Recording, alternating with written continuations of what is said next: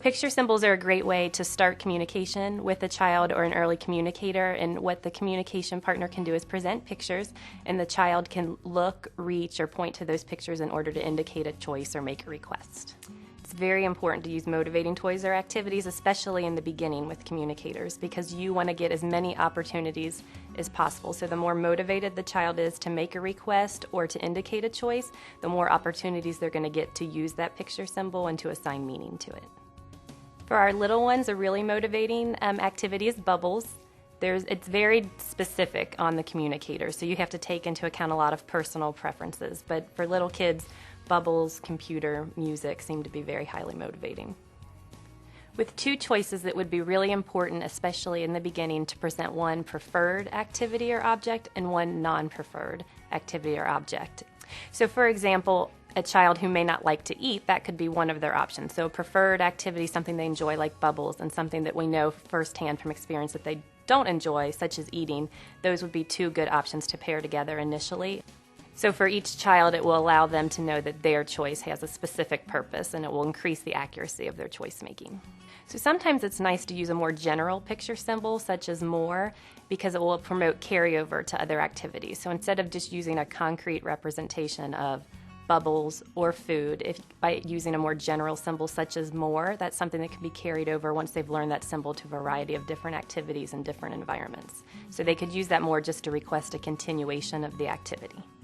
Once you feel like the child has mastered choosing between a preferred and a non-preferred item or activity, and they're making fairly consistent choices, then you can start presenting two preferred choices.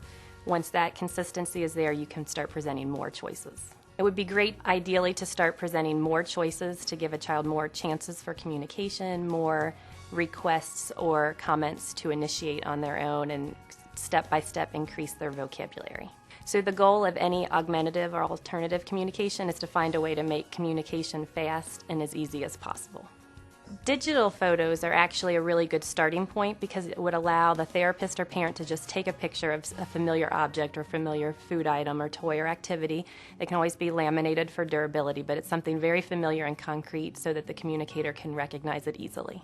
PCS or board maker symbols look like colored line drawings used to represent people, objects, places, all different forms of words that someone would need to communicate. Symbol sticks are a new form of picture symbols that are commercially available and manufactured by a company called News to You. They're something that can be used as static picture symbols on a manual board, but they also come preloaded on some speech-generating devices. A Unity icon screen, you would see a lot of core language, so language and words that we use all day, every day for a variety of situations like I and you and want and like, that it would allow you to combine those symbols to have a greater amount of vocabulary. Pixons are a newer set of symbols that are commercially available. They were developed as a larger project, part of the Pixon project kit. They resemble very closely the Prenkiromic Unity icons, but they are single meaning, and right now they're used mainly for static or manual boards. They're not available on any of the speech-generating devices. It's important to have a lot of different options because every communicator is different. So every child, adult is different in what clicks for them, what registers, what makes it easy. Once purposeful communication is established, such as choice making, that would be a good time to maybe consider an AAC evaluation, either to see what the next step may be or to look long-term at what device might best meet their needs. An AAC evaluation stands for Augmentative and Alternative Communication Evaluation, usually consists of a speech-language pathologist and either an occupational therapist or a physical therapist. And what it would do is look at physical access to a device and the child's language skills and try to feature match which kind of communication or speech-generating device could most benefit that child.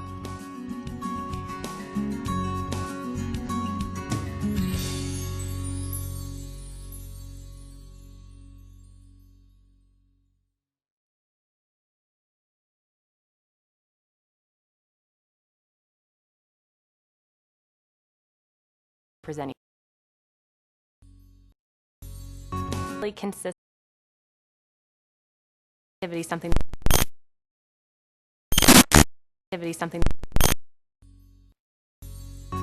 consists of a speech benefit. Try to feature consists of a speech